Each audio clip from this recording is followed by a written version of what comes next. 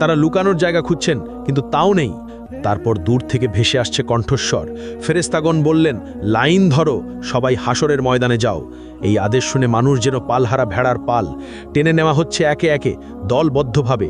কাঁপতে কাঁপতে হাঁটছে, শ্বাস আটকে যাচ্ছে, হৃৎপিণ্ড দ্রুত কাঁপছে।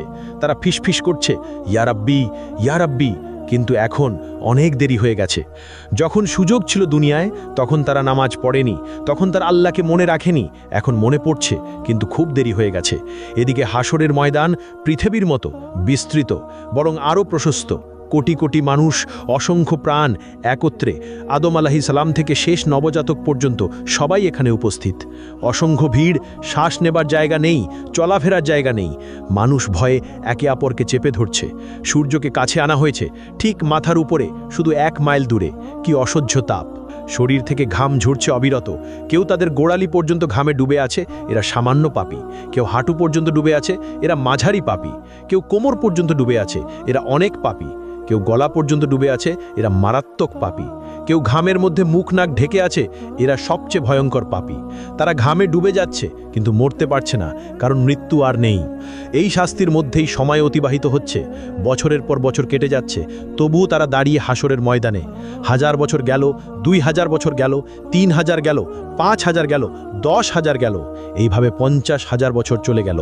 তবুও তারা অপেক্ষায়, তারা কাঁদছে, ইয়া রাব্বি, ইয়া রাব্বি, আমাদের বিচার শুরু করো না এখনই।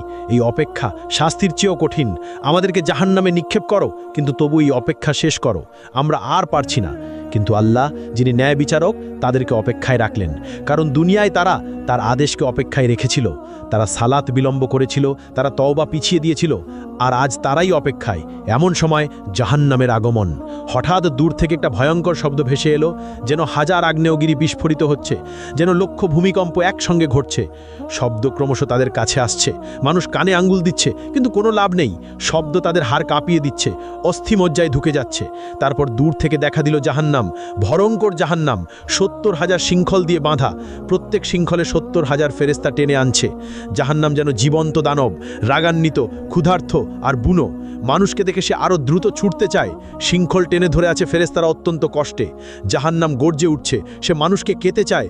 যখন হাসরের মাঠের দিকে আসে, তার ক্রোধ আর ধরে রাখা যায় না। হঠাৎ ভেতর থেকে বের হলো এক বিশাল অগ্নিপিণ্ড, একটি মোটো পাহাড়ের মতো আকারের জ্বলন্ত দাউ দাউ করা আগুন। বিদ্যুতের গতিতে হাসরের মাঠের দিকে ছুটে এলো। কয়েক সেকেন্ডের মধ্যে মানুষের কাছে পৌঁছে গেল। সেই আগুন দেখে মানুষ পাগল হয়ে গেল। তারা দৌড়াতে লাগলো, কিন্তু কোথায়? সেই জায়গা তো নেই। যেদিকে দৌড়াচ্ছে আগুন ওখানেই, যেদিকে তাকাচ্ছে আগুন সেখানেই। তারা লুকিয়ে যাবার জায়গা খুঁজছেন, নিজেদের মাটিতে ছুঁড়ে ফেলছেন, কিন্তু আগুন থেমে নেই।